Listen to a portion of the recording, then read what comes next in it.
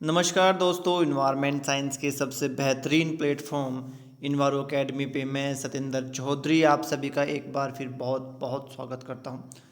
दोस्तों, एक और बहुत ही महत्वपूर्ण वीडियो। बहुत सारे बच्चों की एक क्वेरी है, एक मोस्ट फ्रिक्वेंटली क्वेश्चन है कि सर हम तैयारी कैसे शुरू करें, कहाँ से पढ़ाई शुरू करें। तो इस वीडियो में हम इसी चीज़ पे बात करेंगे कि कैसे आप अपनी जेआरएफ की तैयारी को शुरू कर सकते हो, कहाँ से शुरू कर सकते हो, कौन से आप तरीके अपना सकते हो जिससे कि आपकी जो तैयारी हो की जो शुरुआत है वो सही से हो सके।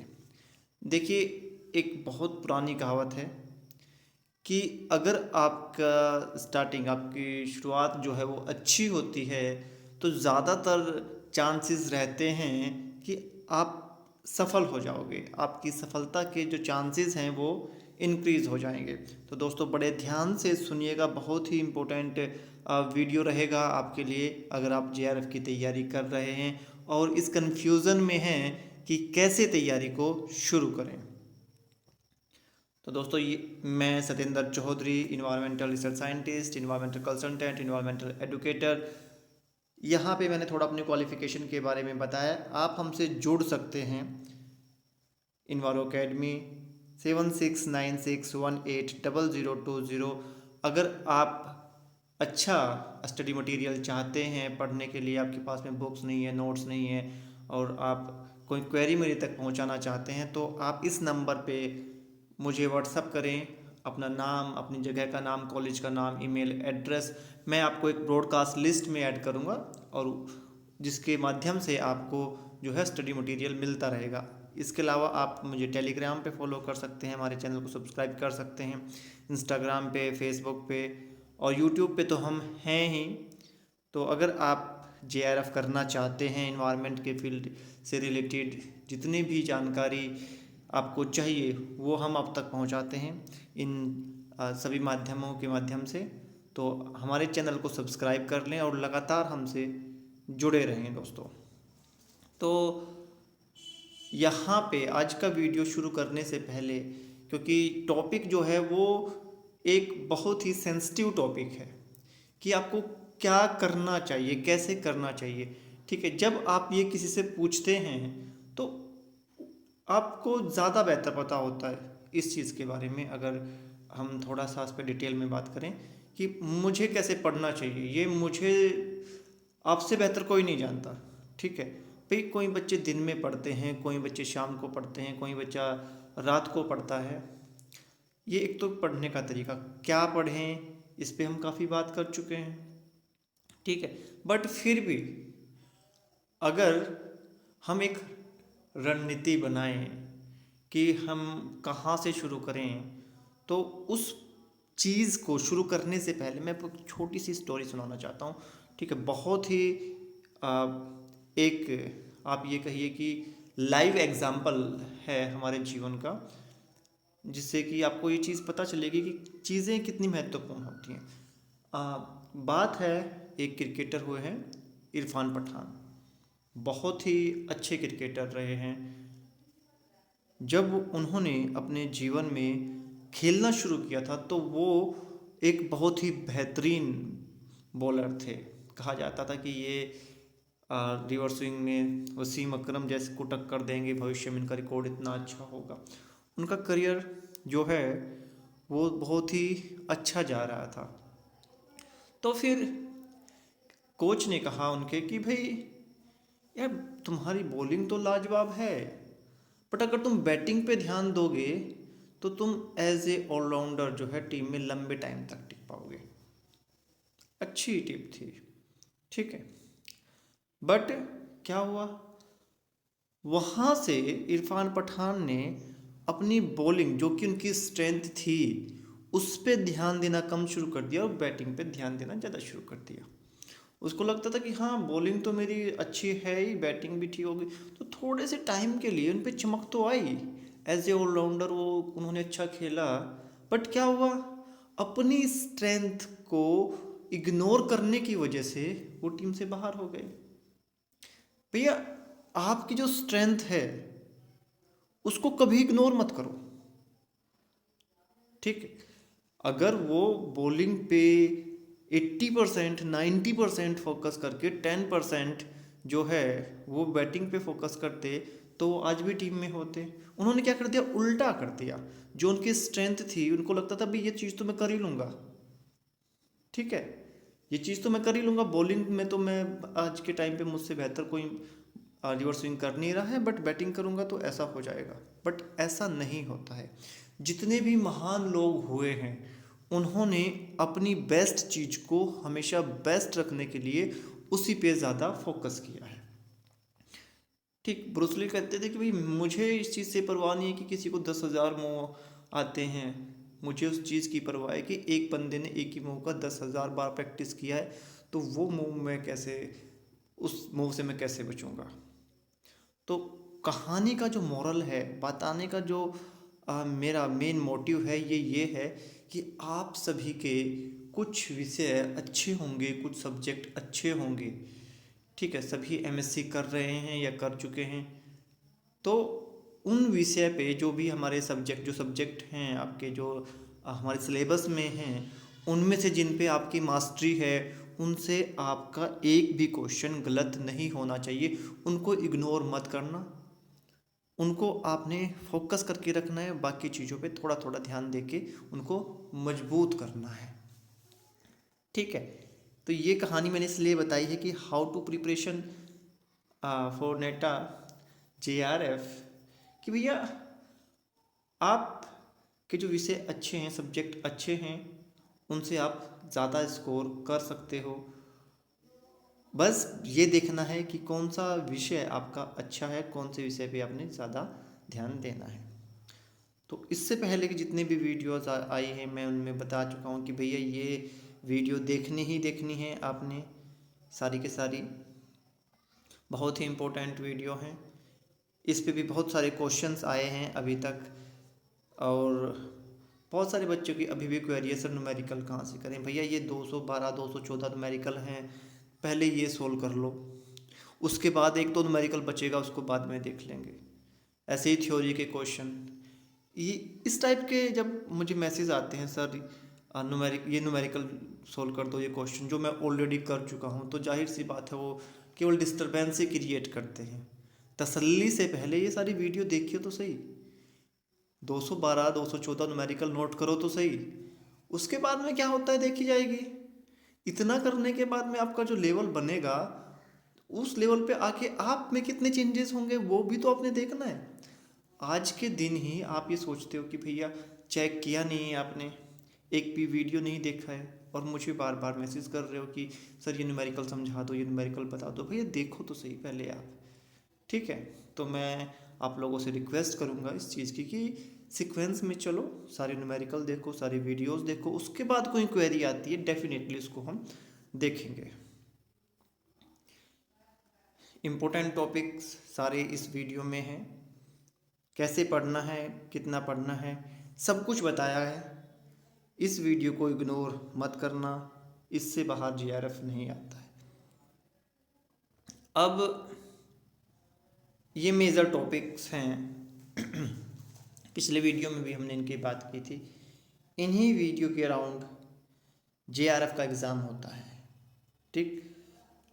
अब हम तैयारी कैसे करें, सब्जेक्ट का सिलेक्शन कैसे करेंगे, सबसे पहले क्या पढ़ना है, उसके लिए मैंने क्या किया है, मैंने पिछले 3 पेपर को उठा के देखा है कि कौन सा पोर्शन जो है उससे ज़्यादा क्वेश्चन पूछे गए हैं। जैसे पिछले पेपर में मैंने एनालिसिस किया था, वैसे ही मैंने 3 पेपर का एनालिसिस किया है और देखा है कि मेजर पोर्शन जो है एग्ज़ाम में किस टॉपिक से आ रहा है।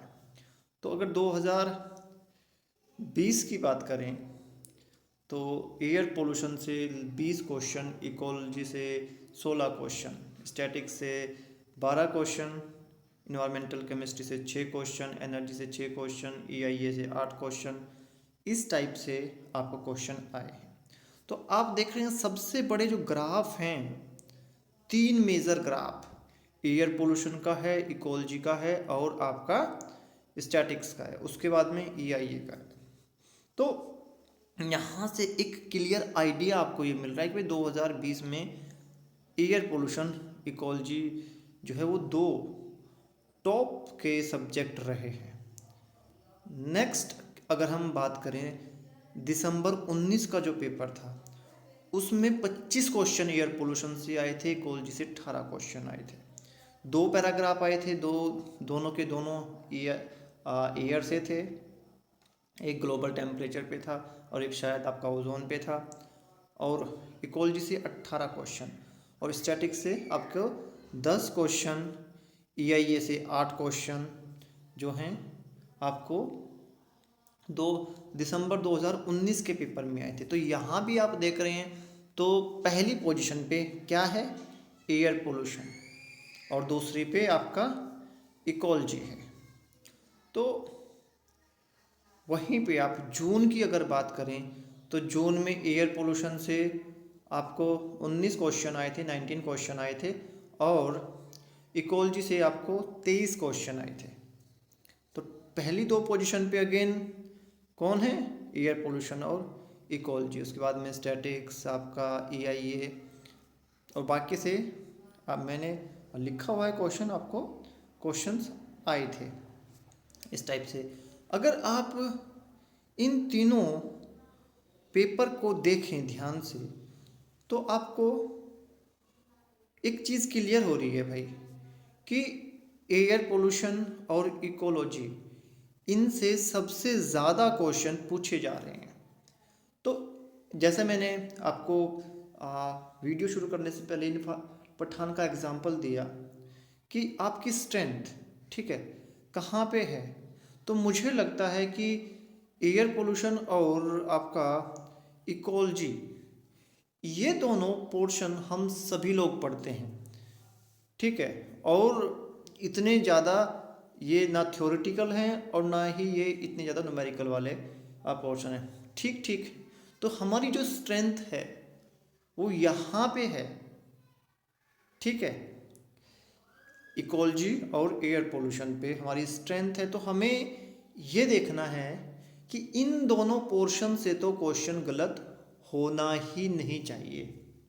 अगर हम ये कर लेते हैं तो लगभग हम 40 क्वेश्चन पार कर जाते हैं, ठीक है, लगभग 40 क्वेश्चन हम पार कर देते हैं अगर हम तीनों को देखें तो। समझ रहे हैं ना, यानी कि हमने 40% चीज़ कवर कर ली है। 2020 का पेपर देखिए, दिसंबर 19 का और जून 19 का, तो एनटीए ने जो पेपर दिया है उन्होंने दोनों सॉरी इन दो विषय पे सबसे ज़्यादा स्ट्रेस दिया है।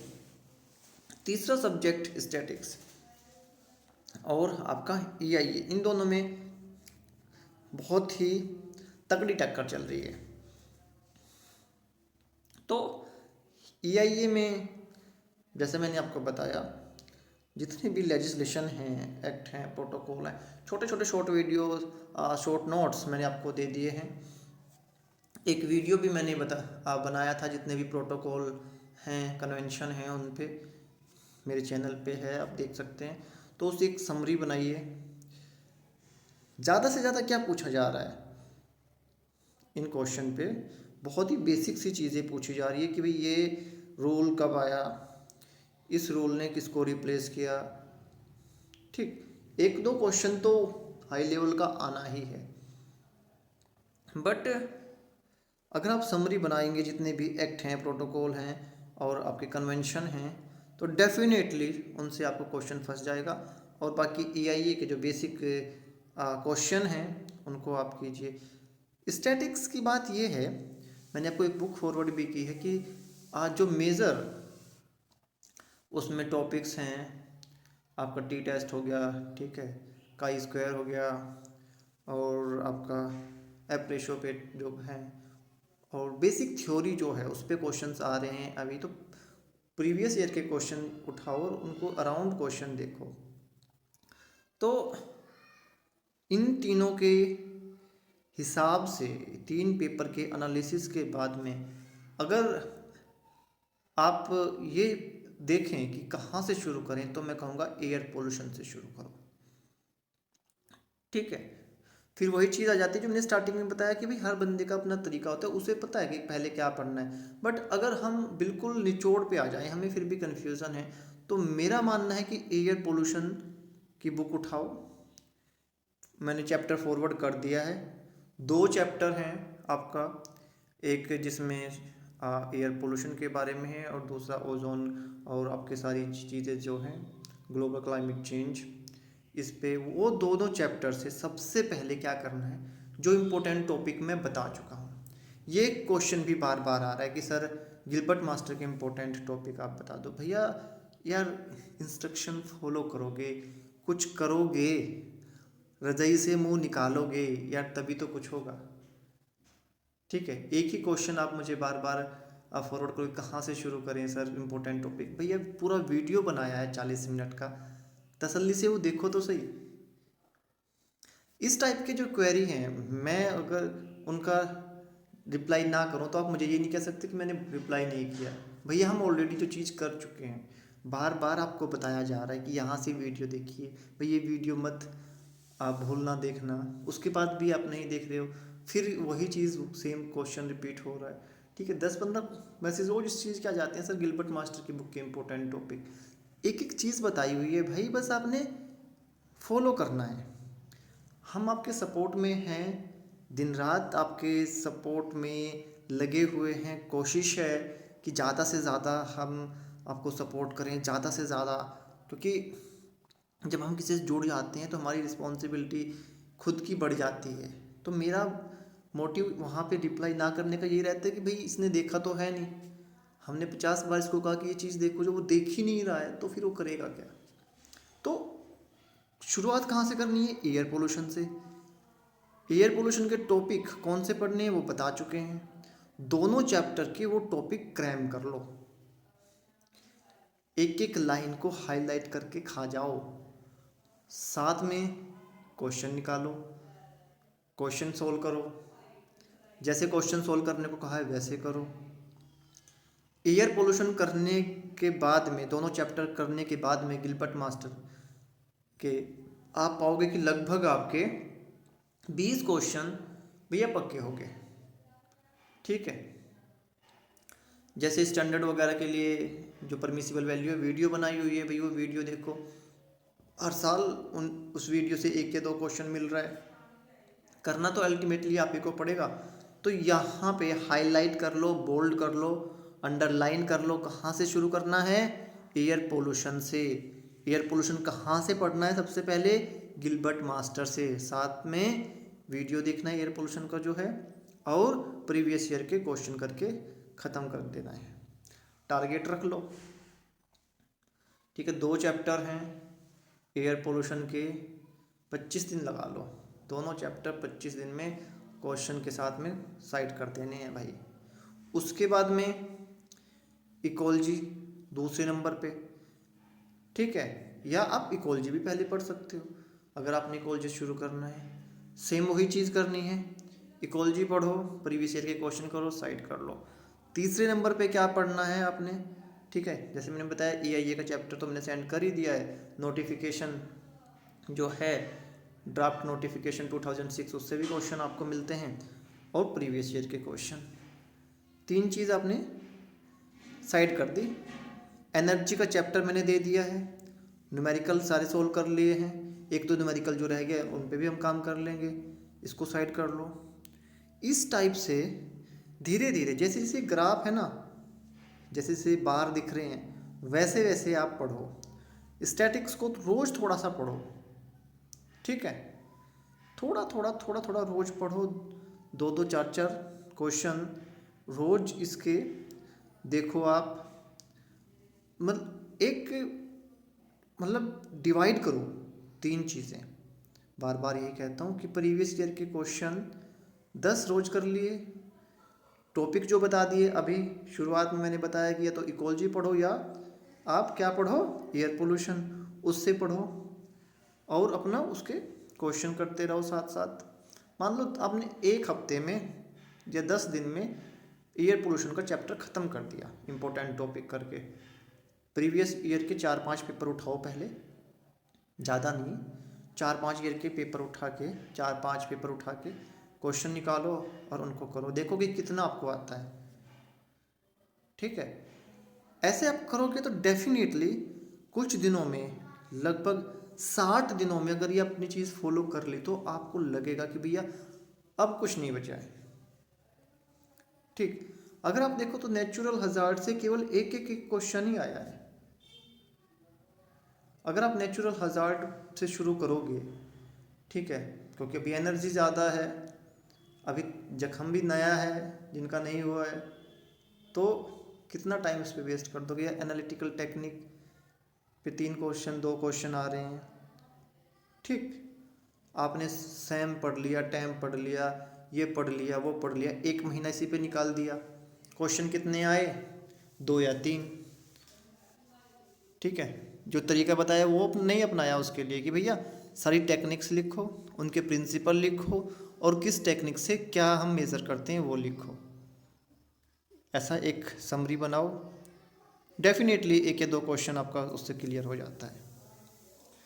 ठीक, तो अगर हम इन तीनों पेपर के बाद में एक इस नतीजे पे पहुँचें कि भैया सबसे ज़्यादा वेटेज किस चीज़ का है, तो एयर पोल्यूशन सबसे ज़्यादा आ रहा है, उसके बाद में इकोलॉजी आ रहा है, स्टैटिक्स आ रहा है, आपका EIA लॉ, लेजिस्लेशन, एनर्जी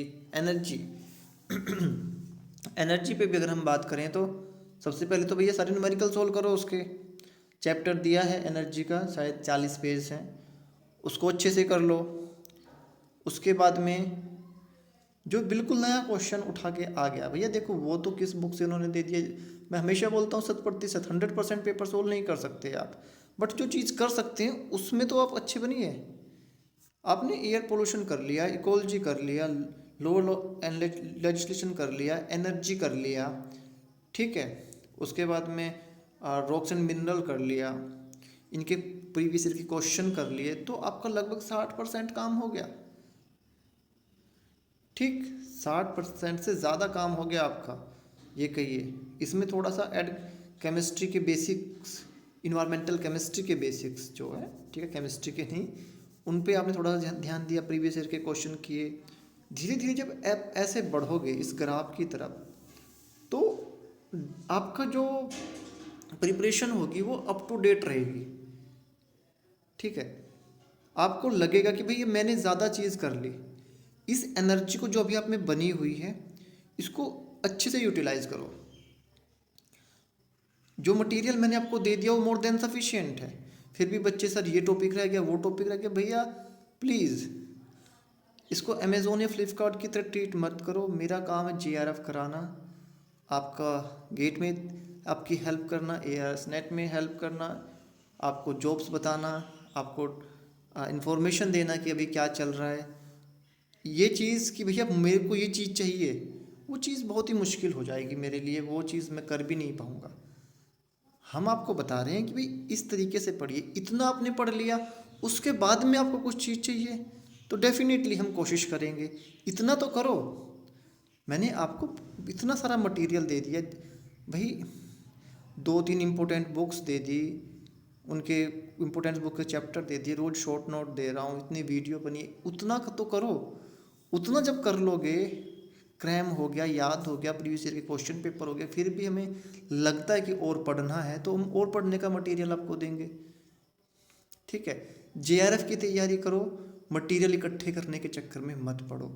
हम JRF करने के लिए आए हैं, गेट करने के लिए आए हैं, और अल्टीमेटली अच्छी जॉब करने के लिए आए हैं। तो फोकस रखो इसी चीज़ पे। ये सारी जितने भी मैं पॉइंट्स बीच बीच में उठा रहा हूँ, ये सब a lot of the queries हैं। ठीक है, तो यहीं पे आ जाते हैं। एयर पोल्यूशन, इकोलॉजी, सबसे पहले ये पोर्शन को नबेड़ लो। EIA लॉ, लेजिस्लेशन, इस पोर्शन को आप अच्छे से करो। एनर्जी, इसको करो। फिर आप स्टैटिक्स, मैंने बताया रोज़ पढ़ो, थोड़ा थोड़ा थोड़ा थोड़ा थोड़ा थोड़ा, जिससे कि ये बर्डन ना बने आप पे। और इन्वायरमेंटल केमिस्ट्री का भी सेम यही है, आज प्रेशर पढ़ लिया, अगले दिन प्रेसिपिटेशन पढ़ लिया, अगले दिन सोलबिलिटी पढ़ लिया। थोड़ा थोड़ा इस टाइप से पढ़ो, शॉर्ट नोट बनाते रहो। मैं साथ में हूँ, वीडियो बनाएंगे, अच्छी क्वालिटी की वीडियो बनाएंगे और डेफिनेटली जो है हम JRF करेंगे। तो अब मैं उम्मीद करता हूँ कि अब ये डाउट नहीं रहना चाहिए आपके मन में कि सर कहाँ से पढ़ें, और क्योंकि हम बात कर चुके हैं सर मटेरियल नहीं है, हम मटेरियल दे चुके हैं। सर पिछला पेपर कैसा आया था इसके बारे में हमें बता दो, वो हम बता चुके हैं। सर तैयारी कैसे शुरू करें, कहाँ से शुरू करें, अभी हमने डिस्कशन किया है।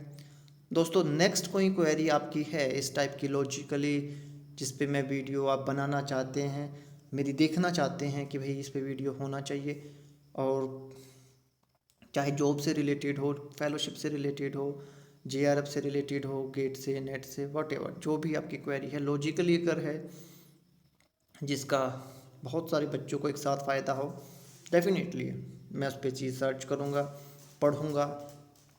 कोई भी टॉपिक सॉरी ऐसा आपको लगे उसको डेफिनेटली मेरे तक क्वेरी पहुँचाओ। ये सीरीज़ इसीलिए मैंने शुरू की है कि कोई कमी ना रह जाए कि भाई JRF के साथ साथ JRF तो हम लेंगे ही लेंगे, आगे क्या करना है, किस टाइप से काम करेंगे, सब चीज़ों पे बात करेंगे। बस आप लोगों की दुआ साथ में रहे, आप लोगों का जो कार्य क्षमता है वो बनी रहे और उसको आप फुल फ्लेज तरीके से अप्लाई कर सको, ये सबसे ज़्यादा ज़रूरी है। तो दोस्तों उम्मीद करता हूँ वीडियो आपके लिए बहुत बेनिफिशियल रहा होगा। अपने व्यूज़ देते रहिए, अपना स्नेह देते रहिए, वीडियो को लाइक ज़रूर करना अगर आपको लगे कि मैं आपके लिए जो भी कर रहा हूँ, जितना कर रहा हूँ वो अच्छा काम है। मोटिवेशन मिलता है इस चीज़ से थोड़ा, जब आप अपने आप व्यू देते हो, वीडियो लाइक करते हो, अपनी क्वेरी भेजते हो, डेफिनेटली बहुत अच्छा लगता है। जुड़े रहेंगे, JRF ज़रूर करेंगे इस बार, और आगे भविष्य में अच्छी जॉब भी जरूर लेंगे। दोस्तों सीखते रहिए, मुस्कुराते रहिए, मेरी बेस्ट विशेज़ आपके साथ में है। God bless you.